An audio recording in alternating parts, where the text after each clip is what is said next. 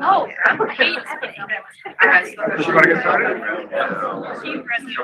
great. You guys hear me? I thought it was my defense, and then I wore it. All right, we're gonna get started. Good morning. It's my pleasure to introduce today's Grand Round speaker, a close friend and colleague of mine, Dr. Alicia Eubanks. Alicia grew up in the world of surgery. She followed her father, Steve Eubanks, around on rounds at Duke University and declared at a young age that she would one day be a pediatric surgeon. She attended Duke University for her undergraduate studies, completing a Bachelor of Arts degree in a self-designed program entitled Interdisciplinary Approaches to Child Health. She went on to obtain a master's degree in biomedical sciences from the University of South Florida and her Doctor of Medicine degree at the University of Central Florida. During residency, Alicia continued her pursuit of a career in pediatric surgery. She spent 2 years at the Children's Hospital of Philadelphia on large animal translational research, working on novel therapies for the treatment of neonates with congenital diaphragmatic hernia, esophageal atresia, and neonatal respiratory distress syndrome. During her time at CHOP, she was awarded a $150,000 research grant for her project examining the neurologic impacts of a novel form of pumpless ECMO. Her research work has led to numerous international and national presentations, as well as publications in peer-reviewed journals.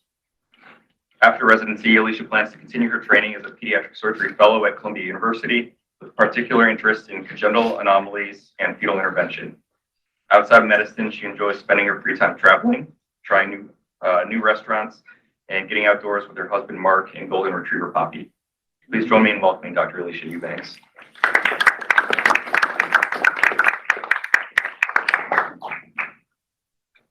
Good morning. Thank you for the privilege of the podium. I have no disclosures. Yesterday, Dr. Sung sent me a text saying a child is not a little adult. Can you clarify that for me? Hopefully this helps shed some light on that issue, Dr. Sung. Sir Lancelot Barrington Ward, in the preface to his text, Abdominal Surgery of Children in 1928, stated that the adult may be safely treated as a child, but the converse can lead to disaster. Throughout this talk, I intend to highlight some of the seminal figures in development in pediatric surgery with a few lessons that all surgeons can carry forward into their practice. It is not my intent to give a comprehensive overview of the complete history of the specialty, as that could take many days. If there are stories, conditions, or people you wish to learn more about, I'll provide a few resources at the end of the talk that may serve as a good starting point for additional reading.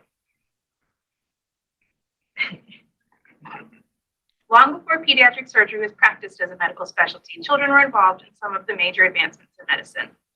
Though the practice of inoculation was likely performed in Africa, India, and China long before it was introduced to Europe, the practice of vaccination was widely introduced by Edward Jenner, a young man who had studied under the famed British surgeon John Hunter.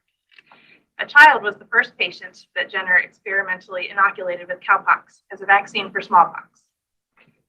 His experiment was successful, and this discovery led to the broader adoption of the practice of vaccination. In 1842, Dr. Crawford Long began the experimental use of ether anesthesia for minor surgical procedures. His third procedure was on a local slave boy who had a disease of one of his toes necessitating amputation. Separate reports from both the doctor and the patient after the procedure stated that the boy experienced no pain during the operation. In 1865, young James Greenlease, aged 11, fell beneath a passing wagon and suffered an open fracture of the tibia with an 1.5 inch laceration directly overlying the break. The boy was taken to the Glasgow Royal Infirmary where Joseph Lister was attending him. Although a minor injury by today's standards, it was still an open fracture where at the time 1 in every 2 patients died of infection. Lister instructed his house surgeon to cover the laceration with lint soaked in liquid carbolic acid. The caustic dressing initially burned the child's skin red, so Lister used a more dilute concentration in olive oil. An open sore developed, but the leg healed without a deeper infection, and the boy kept his leg. Over the next 2 years, Lister used his carbolic acid dressings on 10 more patients. Including his first patient, 4 of his first 11 patients were children. This led to advancements in surgical antisepsis that now we use every day. In 1892, the first splenectomy for blunt trauma was performed by German surgeon Wagner in a 14-year-old construction worker who had suffered a fall from a scaffold, and he survived the operation. There are reports of surgeons performing operations on children dating back to the ancients in Egypt, India, Greece, China, and among the Byzantines. For today, however, I'll focus on pediatric surgery in North America and its European influences. William Ladd is widely credited as the father of American pediatric surgery. In 1917, a French munitions vessel, the Mont Blanc, and a Norwegian relief vessel collided in the harbor of Halifax, Nova Scotia. Sparks from the collision ignited a fire on the deck of the Mont Blanc, which drew the attention of the people of the town, who watched the fire through the harbor-facing windows. The fire grew out of control, ultimately igniting a blast that leveled the city for 2 square miles and drained the harbor, washing away a good portion of the city. For reference, the 6-ton anchor of the Norwegian ship was found nearly 3 miles away. The blast left nearly 2,000 dead and 9,000 blind or injured, many with significant facial trauma from glass when they were staring out the windows. Among these, many were children. One of the calls for relief came to Boston, and the then 37-year-old surgeon named William Ladd responded by organizing a team of 40 physicians and nurses. This company set up shop in a ruined church for a month and cared for hundreds of children during the month of December and January. The widely told story is that this experience is what convinced Dr. Ladd to go into pediatric surgery. In 1917 is sometimes credited as the unofficial beginning of North American pediatric surgery, a myth that was propagated even by Dr. Ladd's famous mentee, Robert Gross. The truth is, Dr. Ladd had already made a commitment to pediatric surgery years before. William Ladd completed his training at Boston City Hospital and joined the visiting staff of the Children's Hospital of Boston in 1910. There he joined Dr. James Stone, then surgeon-in-chief. At the time, Dr. Stone was focused on the challenge of intussusception. He had published a paper in 1908 on intussusception in which only 1 of 8 cases admitted to the facility survived. He wrote, "The results in the Children's Hospital and in the Infants Hospital are bad, but they represent the results in the community." When Ladd came on staff, he and Stone determined that they, and only they, would care for the children with intussusception.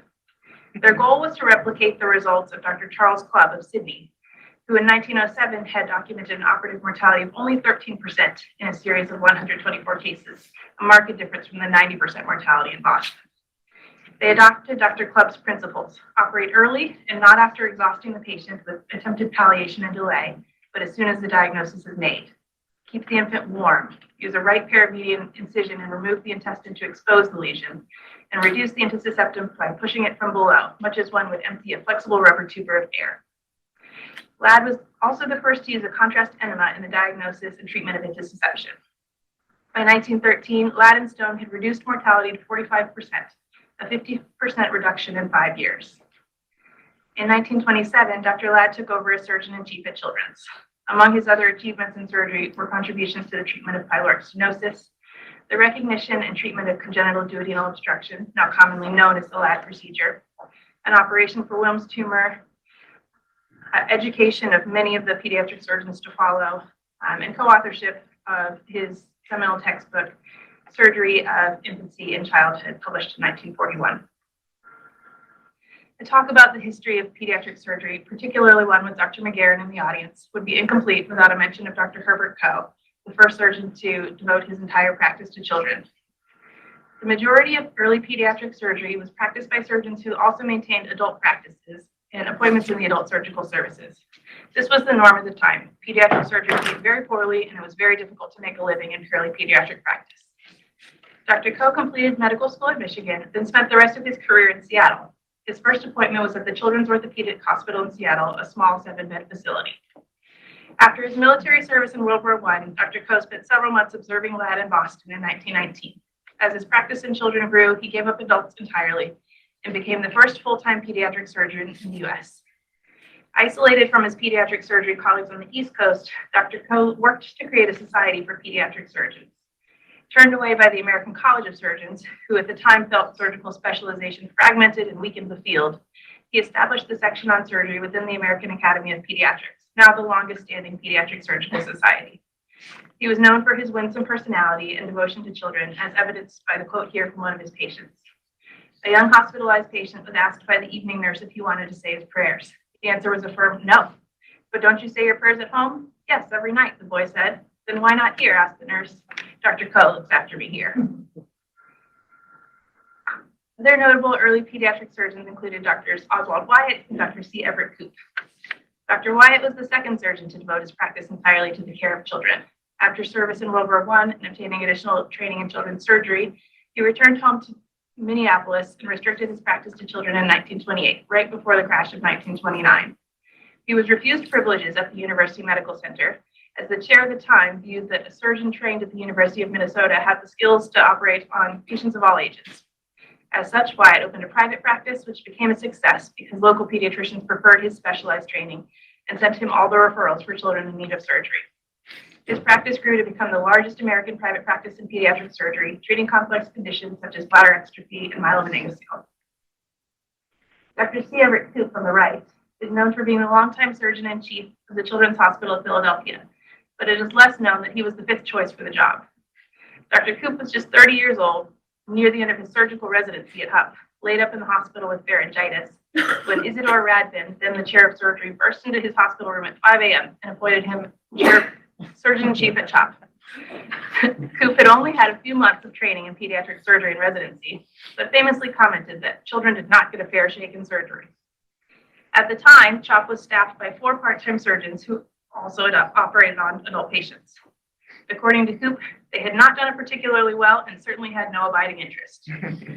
The incident that led to his appointment was the death of an infant with intussusception who died waiting on the arrival of a surgeon. The infuriated head nurse, Frances Clyde, who had previously worked in Boston with Ladd and Gross, this infuriated her. Koop described what happened next in an oral history. She went to the physician-in-chief of the Children's Hospital and she said, "This is an absolute tragedy and it's a travesty that it would happen in a major children's hospital. I give you, Dr. Stokes, and the University of Pennsylvania, 1 year to rectify this situation. And unless you are on your way to building a surgical service with the safety that Dr. Ladd and Gross have in Boston, my staff and I will quit." And when I say my staff, I mean every nurse on that staff. In response, Radvin asked each of the 4 staff surgeons to take the position, and all declined, leading him to Koop's hospital bed early in the morning with an offer he couldn't refuse. Here I draw attention to one of the early lessons of this talk, one that is hopefully well known to anyone who has completed at least an intern year in surgery. Don't tick off the nurses. They know how to get things done. I'll move into some selected stories of procedures you may have heard of, may have actually performed. Hypertrophic pyloric stenosis, a condition in which the pylorus muscle hypertrophies, effectively blocking the outlet of the stomach, was first recognized and described by Hezekiah Beardsley, an American physician, in 1788, and Harold Hirschsprung, a Danish pediatrician, in 1888. At the time, the diagnosis was based on the clinical observations of these physicians and autopsies of deceased patients. In the 1800s, physicians initially thought that the condition was due to pyloric spasm and attempted treatment with belladonna. They also attributed the symptoms to too much gastric acid and attempted gastric lavage with bicarbonate. Physicians understood that affected children would not survive without nourishment, and in the early days attempted refeeding of the emesis as a therapy. Despite these attempts, the condition had a high mortality rate prior to surgical treatment. French surgeon Pierre Froude described the condition in great detail in the early 1900s, first using the terminology projectile vomiting and noting that you could actually see some peristalsis in the abdomens of these children. Early surgeon treatments for pyloric stenosis were based on the application of adult operations.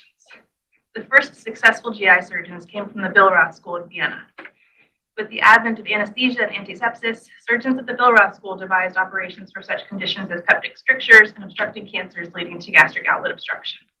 In the 1880s and 1890s, surgeons attempted to treat the condition with either Heineke-Nicolitz pyloroplasty or gastroenterotomy. Here, surgeons were met with the pitfalls of treating a child like a little adult. Early attempts at application of these techniques to children were limited by complications related to the disease. In the era of open-drop ether anesthesia, a child with a full stomach was likely to aspirate. With limited understanding of fluid and electrolytes at the time, these dehydrated infants and children were not well resuscitated at the time of surgery. And upon opening the GI tract, gastric contents flooded the abdomen, leading to sepsis as a significant cause of operative mortality. The names most associated with operative correction of pyloric stenosis are Pierre Froude of Paris and Konrad Remstedt of Munster, Germany. Both are recognized for their contribution that the incision of the pylorus muscle without entry into the channel was sufficient to relieve the obstruction. Lesser known, but also deserving mention, is James Nicol of Glasgow, who also described an extramucosal pyloroplasty in 1906 with a VY reconstruction.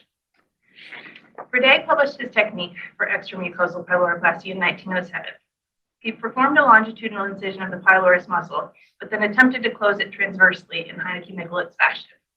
As anyone who has operated on pyloric stenosis can attest, this is not an easy task. In 9 of his 11 cases, he additionally ended up performing a gastroenterotomy. Despite entry into the GI tract in these cases, he reported only a 17% mortality from a 50 to 60% mortality previously. His success was aided by the care of the whole patient. He had added preoperative gastric decompression, administration of fluids by physis, and kept the babies warm during surgery. 4 years later, Conrad Ramstead saw his first case of pyloric stenosis in 1911 in a nobleman's son. He planned to do the operation as described by Friday. However, when he tried to close his pyloromyotomy transversely, he could not. He is reported as saying, and then the thought shot through my head. He saw that with a myotomy alone, the pylorus gaped open and recognized that the lumen was patent for gastric emptying. As any nervous surgeon might do around the stomach and duodenum, he slapped some momentum on it, closed up, and the baby did well. After that case, he did a second several months later, this time on a physician's son, and then reported his finding. The pyloromyotomy gained popularity in America in the following decade. Willis Potts described it as the most satisfactory procedure in the field of pediatric surgery, and William Ladd called it the most consistently successful operation ever described. In the current era, with advancements in the knowledge of resuscitation and anesthesia, as well as the advent of minimally invasive surgery, mortality from a century-old operation is nearly zero. The advancements in care with children with pyloric stenosis relied on many factors: advancements in safe anesthesia, antibiotic therapy for procedures involving entry into the GI tract, and perioperative management of children, including fluid resuscitation and active warming. In addition to improved operative technique, these innovations significantly decreased the operative mortality of what is known now to be a surgically correctable problem. Pierre Fordet was the well-known teacher of surgical trainees. Here's some bonus advice from the famous surgeon. There are two categories of interns, the pests and the useless. Try to be only useless help. Dr. Robert Gross, one of the most well-known pediatric surgeons in American history, was a mentee of Dr. William Ladd and ultimately succeeded Dr. Ladd as surgeon-in-chief at the Children's Hospital of Boston. As a small boy, Gross discovered that he lacked vision in one eye. Because he lacked depth perception, his father gave him clocks and then timepieces of smaller sizes to take apart and reassemble to hone his visual skills. He did not reveal his visual impairment to his colleagues until retirement, when he disclosed it to a former resident who lost an eye to melanoma, encouraging to continue on and learn to compensate. Gross attended Harvard Medical School, where he found his way into the operating room of Harvey Cushing, who had been his inspiration to pursue medicine. When Cushing asked who he was, Gross stated that he was a medical student. Cushing sternly told him to depart from the OR and return when he was a full-fledged doctor, an interaction that humiliated the young Gross. Despite being known for his prickly personality, for the rest of his career, he took care to be kind to the medical students. When he was a fourth-year medical student, he received a letter commending him to Dr. Ladd as a house officer. He initially did not get the job, but after an internship in pathology, he proceeded to surgical residency at Children's in the Brigham. As a resident and then as an attending surgeon, Dr. Gross was a prolific observer and dissector, performing many autopsies. He published papers on diverse topics such as idiopathic bile duct dilation in children, patent ductus arteriosus, anorectal malformation, gastric carcinoma, subdural hematoma, intussusception, aberrant pancreatic tissues, and more. Among his many contributions to surgery, one of his earliest and most notable was his description of ligation of the patent ductus arteriosus. This was a condition of particular interest to Gross. At the time, physicians understood based on the clinical diagnosis that an infant with a machinery murmur developed gradual cardiac failure and later endocarditis. Early attempts to manage patients with PDA were undertaken in adults with cardiac failure or patients with endocarditis. Gross ligated the duct in cadavers and developed a laboratory model of arteriovenous shunt and practiced his operation in dogs. When he proposed his operation to Dr. Ladd, he was strictly forbidden to do this in children. Dr. Ladd said, "We do not touch the heart." So Gross, then a chief resident, waited until Ladd was on his annual summer vacation. Approval from the covering surgeon, Dr. Thomas Landman.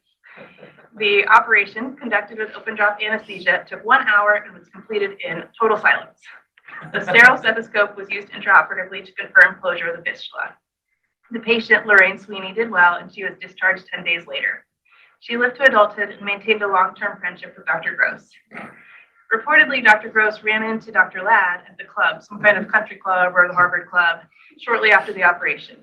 When asked, "How are things at the hospital?" he said, "Oh, nothing special."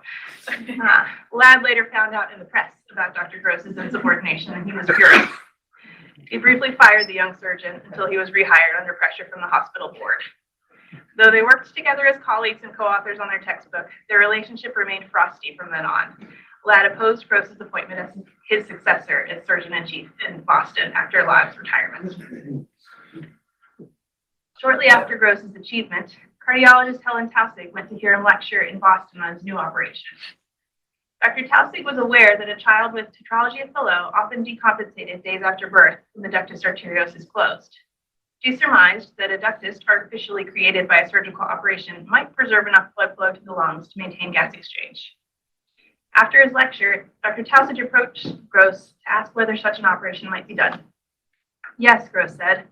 He had performed such an operation with an artificially created shunt on his dog model, and he knew that it was technically possible. He expressed reservations on performing this in humans, fearing that the augmented pulmonary blood flow would flood the lungs. Gross famously dismissed Taussig, saying he was interested in closing ductuses, not creating them. Undeterred, Helen Taussig pitched her idea to surgeon Alfred Blalock when he arrived at Johns Hopkins. Together with his laboratory assistant Vivian Thomas, they designed a surgical shunt between the subclavian artery and the pulmonary artery and piloted the operation that would eventually become known as the Blalock-Thomas-Taussig shunt, or the Blue Baby operation. I believe our surgeons performed one of these last week. Soon after, Willis J. Potts also described a shunt between the left pulmonary artery and the adjacent descending aorta. Gross frequently described those events as proof of the greatest judgment error of his career, leaving us with another important lesson. Don't let your ego get in the way of your genius. Hirschsprung's disease is the cause of constipation and megacolon seen in infants and children, secondary to congenital aganglionosis of the distal large bowel. Reports of such a condition date back even to Hindu surgeons of prehistoric India, but the most widely known early descriptions of the disease are attributed to Danish pediatrician Harold Hirschsprung. You may remember him from the pyloric stenosis story. In 1886, he presented in Berlin his paper entitled "Constipation in the Newborn Due to Dilation and Hypertrophy of the Colon," about two infants who had suffered with constipation and abdominal distension since birth. He did note the narrowing of the rectosigmoid colon, though he did not at the time understand its significance. In the 1890s, Sir William Osler treated two children with this condition. One was a 10-year-old boy with long-standing constipation and a huge distended abdomen. For many months, Dr. Osler treated him with rectal irrigation. Finally, in 1892, William Halsted operated on the boy. Through a midline incision, he opened the massively distended sigmoid colon, while Osler did a rectal examination. While Osler had his finger up in the rectum, Halsted put his hand down the colon to touch Osler's finger. The handshake of these two great surgeons ruled out an intrinsic anatomic obstruction. Halsted then performed a sigmoid colostomy, and the boy recovered well. With the second child, Osler advised regulation of the diet and frequent irrigations, therapies that are still in use today. Osler thought that there was a defect in the innervation and contraction of the colon. He was also quoted as saying, "One finger in the throat and one in the rectum makes a good diagnostician." In 1897, English surgeon Frederick Treves described the gross pathology of Hirschsprung's disease and also surmised that there was a congenital defect of the rectum. He treated a child with a two-stage procedure, first a colostomy and then a pull-through of the splenic flexure to her anus, which ultimately matured itself to a continent perineal colostomy. However, other physicians of the day paid no attention to this observation. The myenteric plexus was first described in 1901, and then in 1940, Mary Elizabeth Tiffin at Stanford described a lack of ganglion cells in a patient with short segment disease, leading to a functional obstruction. But it would take surgeons a few more years to view the problem as functional rather than anatomic. This had not yet made its impact surgical practice. During the early 1900s, surgical treatments focused on the management of the massively dilated colon. As seen in these photos from my copy of Ladd and Gross's 1941 textbook, the operations recommended included cecostomy, total abdominal colectomy, and lumbar sympathectomy. None of these provided consistently satisfactory results. Orvar Svensson, a Swedish-born surgeon trained in Boston, joined the staff of the Children's Hospital of Boston in 1945. When he was hired by Ladd, he had a special interest in these patients dying of congenital megacolon with no effective treatment. Early in his career, he treated a child that he thought had inflammatory bowel disease. He gave the boy a diverting colostomy, and the patient did so well that Swenson thought his IBD had resolved. He proceeded to close the stoma, and the boy became obstructed again. Puzzled by this problem, Swenson borrowed manometry equipment from his friend Sidney Farber and measured peristalsis of the colon both above and below the level of the stoma. He noted active peristalsis above the stoma and no peristalsis below. He concluded that the bowel obstruction was functional, not anatomic, showing physiologically what Tiffin has demonstrated pathologically. Now the challenge was to get the colon with peristalsis down to the anus.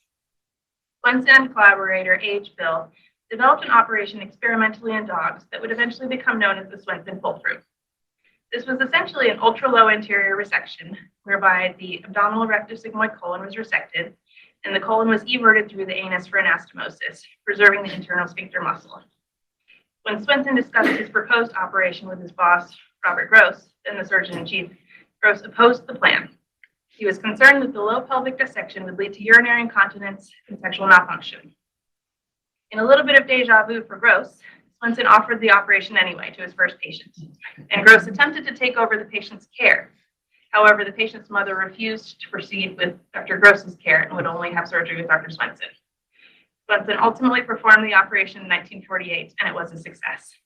He proceeded to offer the operation to additional patients. When the sixth patient in his series remained obstructed postoperatively, Swenson said, "Well, hell, let's do a biopsy." Gross also opposed the idea of a biopsy, stating concern for pelvic sepsis, but Swenson did it anyway and found no ganglion cells at that level. In addition to his new operation, Swenson and his radiology colleague, Dr. Neuhauser, demonstrated the utility of the barium enema and lateral x-rays for diagnosis of the condition. Despite his early success, his feud with Gross was such that he was pushed out of practice at the Children's Hospital and moved over to the floating hospital at Tufts University to continue his career. Despite over a century of knowledge of the disease, surgical progress was stalled until the true problem, aganglionosis, was recognized. Once surgeons understood the problem, innovation took off. Over the years following Swenson's initial series, surgical management of Hirschsprung's disease has undergone numerous improvements and iterations, including the introduction of multiple surgical techniques. Notable achievements include Asa Yancey's description of an endorectal pull-through, an operation in 1952. The technique was then popularized 12 years later by Francisco Suave. Because Yancey was a Black surgeon, his operation was published in a less widely read journal, and only recently has he been recognized for the technique. Also of note is Helen Noblet, the first Australian female pediatric surgeon who developed the device for suction rectal biopsy. Our lesson from the Hirschsprung story is this: if none of the answers work, you may need to reconsider your understanding of the problem.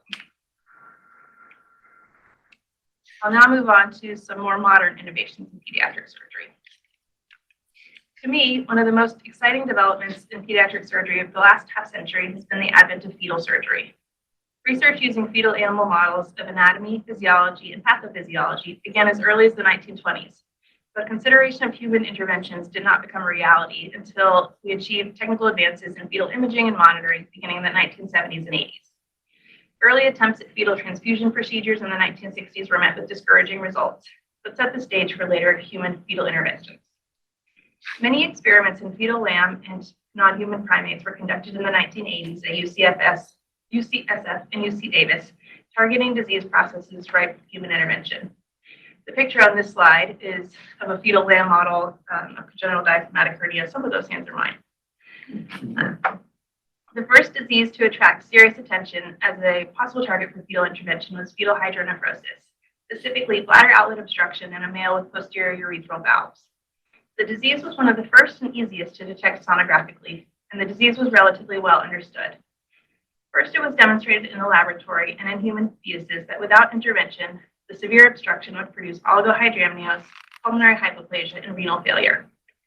Then it was proved in the laboratory that this clinical picture could be ameliorated by decompression before birth. The first successful fetal intervention for urinary tract obstruction was the placement of a double pigtail shunt in a collaboration between a perinatologist, Golbus, sonographer, Philly, and surgeon, Dr. Michael Harrison. The first open fetal surgery occurred around the same time period, a desperate case with complete oligohydramnios, locking the fetus in a position where the only way to decompress the bladder at 18 weeks gestation was through a hysterotomy and open vesicostomy. Both procedures were technical successes, demonstrating the feasibility and initial safety for the gravid mothers. With these early technical successes and hunger in the field for innovation in fetal therapies, practitioners recognized that fetal intervention was off to a fast but precarious start. Gone were the days of old where surgeons operated now and asked forgiveness later. Gone were the days where numerous mortalities were tolerated prior to the development of standard of care procedure. In early 1981, the Kroc Foundation sponsored a meeting of fetal experts from around the world to discuss openly the next steps and rules of engagement for the field. This group, which became known as the International Fetal Medicine and Surgical Society, established a set of rules to live by, including peer-reviewed publication before media exposure, attempting intervention only for lethal diseases in which the pathophysiology and natural history were well understood, and strict adherence to ethical guidelines. A framework for fetal interventions was created, as well as a registry to track outcomes. In an early decision of the group, a moratorium was recommended on the use of fetal shunts to treat progressive hydrocephalus due to inadequacies in diagnosis, ineffective shunting techniques, and improper selection criteria. Contributions from the many centers presented at the IFMSS during the late 20th century included the following: use of double pigtail catheter vesical amniotic shunts to decompress obstructed fetal urinary bladders, as well as thoracoamniotic shunts to treat cystic lung disease and pleural effusions associated with fetal hydrops. There was successful in utero resection of lung lesions and sacrococcygeal teratomas in hydropic fetuses. Also successful fetoscopic laser ablation of abnormal shared placental vessels to treat twin-to-twin transfusion syndrome. Open fetal surgical repair of congenital diaphragmatic hernia was tested in a clinical trial and then abandoned because the most severely affected fetuses have liver herniation, and liver reduction into the fetal abdomen compromised umbilical blood flow. Fetal tracheal occlusion was then tried to enhance fetal lung growth in these severe cases, and the procedure for depugging of the trachea later in gestation spawned the concept of ex utero intrapartum therapy, or the exit procedure, which was subsequently used worldwide in an application for extrinsic fetal airway obstruction due to giant fetal neck masses or intrinsic fetal airway obstruction. All of this set the stage for further growth in the field in the 21st century. Experimental studies in the fetal lamb model supported a two-hit hypothesis for the neurologic injury associated with spina bifida and showed that in utero repair could prevent further neurologic damage. Moving this to human application, however, required a philosophical shift for practitioners of fetal medicine and surgery, from treating only life-threatening birth defects to treating devastating birth defects that are not truly life or death. At the IFMSS meeting in 2000, commitments to the clinical trial for fetal repair of spina bifida were made by three centers, UCSF, Vanderbilt, and CHOP. An agreement was forged that other interested centers would not backdoor fetal spina bifida surgery outside of the randomized trial. The trial, led by Scott Adzik at CHOP, was a success, with trial patients showing relative improvement in cognitive and motor outcomes, including decreased hindbrain herniation at 12 months and increased ambulation at 30 months. Subsequently, NIH guidelines were set forth regarding institutional specifications to perform spina bifida repair. From there, fetal surgery grew dramatically nationally and internationally. Additional clinical trials have recently been completed investigating balloon occlusion of the fetal trachea for patients with moderate and severe congenital diaphragmatic hernia with promising early results. A professional highlight of my residency was having a casual dinner with some of the early fetal surgery legends, including Dr. Harrison, Dr. Adzik, and Dr. Holly Hedrick at the 2022 IFMSS meeting in Mexico. From the fetal surgery story comes our next lesson. With great public trust comes great responsibility. The development of new procedures should be carefully executed within the frameworks of scientific evaluation, peer review, and ethical conduct. Research is ongoing in a number of exciting areas of pediatric and fetal surgery. To name only a few examples, Dr. Flake at the Children's Hospital of Philadelphia is working on a model of an artificial womb designed to support very premature neonates from 23 to 28 weeks of gestation. And this is currently undergoing FDA preclinical trials at CHOP. My work under Dr. Emily Partridge at CHOP focused on therapies such as perfluveron liquid ventilation and pumpless ECMO to support neonates with respiratory failure due to CDH or respiratory distress of prematurity. Here at UVA, Dr. Chang and Dr. Gosain study the biology of the enteric nervous system, intestinal microenvironment, and biomechanical forces to understand their contributions to colorectal diseases and lay the foundation for novel therapies. So if you're still awake, in conclusion, there's much to be learned from the history of pediatric surgery. The early innovators were notable for their dedication to scientific inquiry, resilience in the face of repeated failures, and commitment to improving the health of children. We can learn from their missteps as well, whether that is antagonizing the nurses, failing to understand the pathophysiologic process, or letting personal pride get in the way of growth.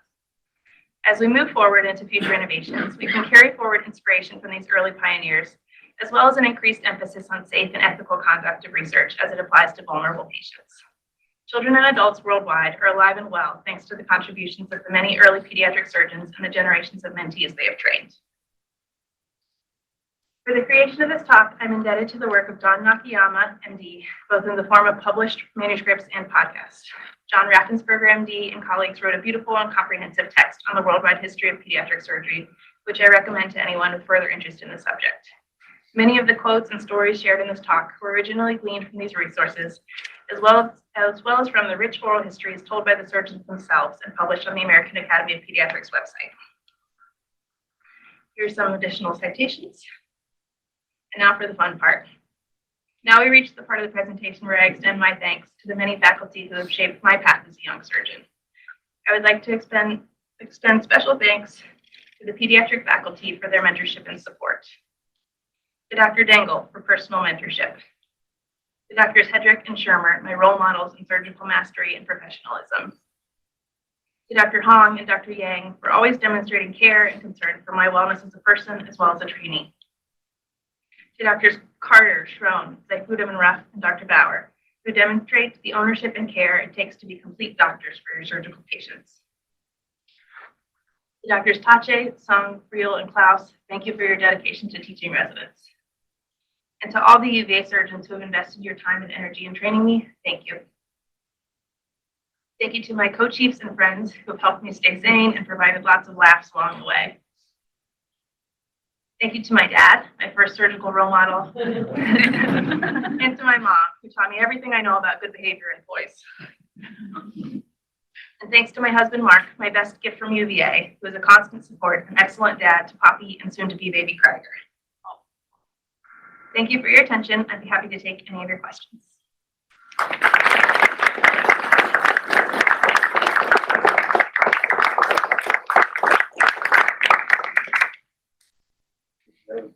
Great for you to share a couple stories. I mean, you're exactly the person we thought you would be when we interviewed you many, many years ago, and you've evolved the great surgeon that you are. I think there's a couple stories that I think highlight who you are. One was, I think, as I recall, you showed up at CHOP to do your research here, and I think on the very first day, the senior person, as I recall, essentially quit. Yeah. And essentially the lab was teetering on something, and the choice was either it would fall apart or Alicia would do all the work. And Alicia, as I recall, was a little bit, concerned about this, but ultimately said, listen, this is an opportunity for me to step up and really show who I am. And then you took full advantage of that. And then the rest is international meetings and all that. So that is a testimony to who you are and the lessons that you learned from the pediatric world, I guess. So then the other thing that I love about you is, and the only other person I ever seen do this was really Hanks. But, we had a pancake breakfast at my house, and I showed up 2 days later, and on my desk is a handwritten card from Alicia Eubanks. It said, thank you for sharing your house, blah, blah, blah. But it was a handwritten personal note, and it just shows, again, who you are. Thanks, Andy Eubanks, for that good phrasing. Well, I figured that was probably a touch, but it was touching, and I, as you saw that, I thought of John Hanks. John used to.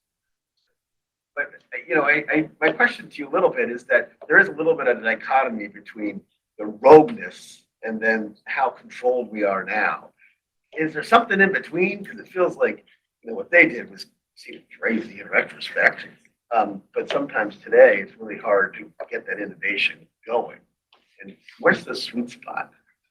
I think it's been a gradual process from doing operations when your chief resident and boss is out of town to now only 3 centers in the country can do fetal surgery, and we have to all talk about the data before anybody can know about it. I think as we've gotten better at taking care of patients, a lot of the conditions that initially patients and families came to us completely desperate for a solution are now treatable.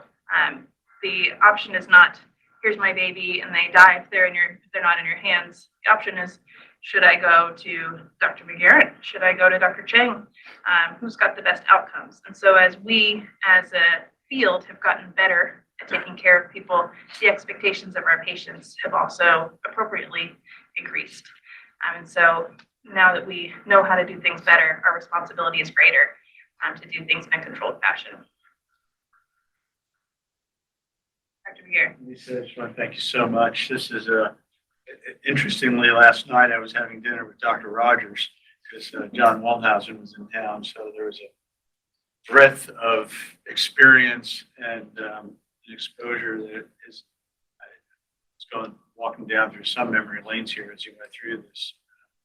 I feel very privileged to have known some of these folks and seen some of this stuff happen in its evolution.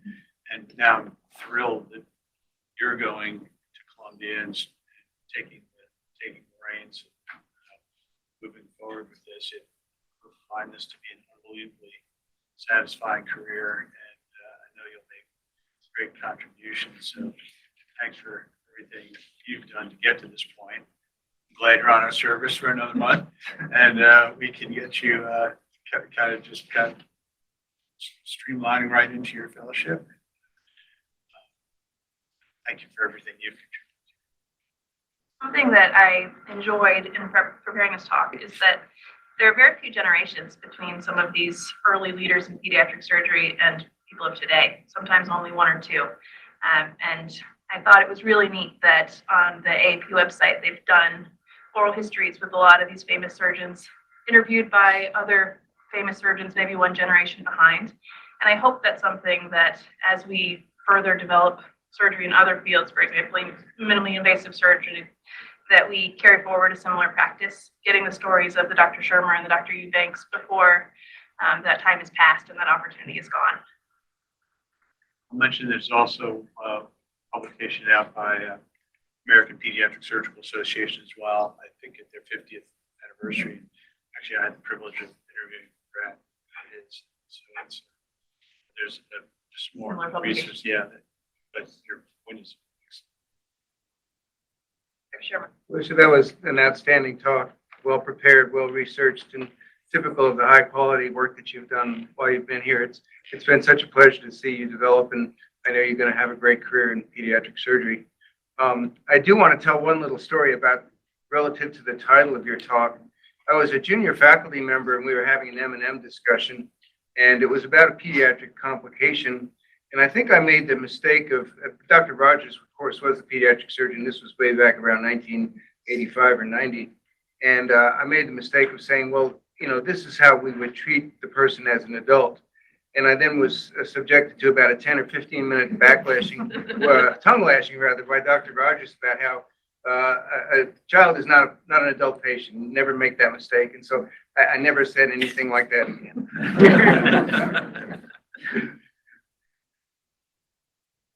Your time, and thank you to all of you who've been invested in my career. I'll do my best to make you proud out there.